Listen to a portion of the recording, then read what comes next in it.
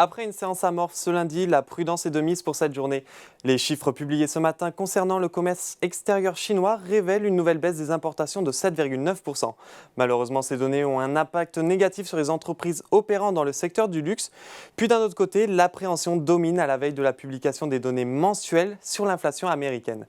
C'est donc le rouge qui est à l'ordre du jour. Le CAC 40 baisse de 0,59% vers les 7397 points dans un volume d'échange de 3 milliards d'euros à la clôture. Du côté des valeurs, parmi celles en hausse, Téléperformance se distingue et progresse de 1,92%. On retrouve également Veolia et Thales qui grappillent quelques points.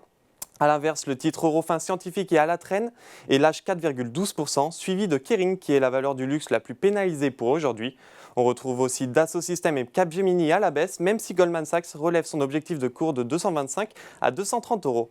On passe maintenant sur le SBF 120. Malheureusement, la déroute se poursuit pour Casino. L'action chute de 15% en 4 séances et s'enfonce vers les paliers des 7 euros. Orpea plonge à nouveau avec une variation de moins 4,83%. En revanche, Beneteau surperforme l'indice avec une hausse de 3,25%. Puis on retrouve aussi Score et Solutions 30 qui sont bien orientés. Enfin, on termine par les marchés américains. À la clôture parisienne, les indices outre-Atlantique se négocient à la baisse. La question du plafond de la dette US tracasse un peu les marchés. Mais les chiffres sur l'inflation préoccupent les investisseurs car toute surprise à la hausse de celle-ci renverrait les faucons de la Fed sur le devant de la scène. Voilà, c'est tout pour ce soir. Mais n'oubliez pas, toute l'actualité économique et financière est sur Boursorama.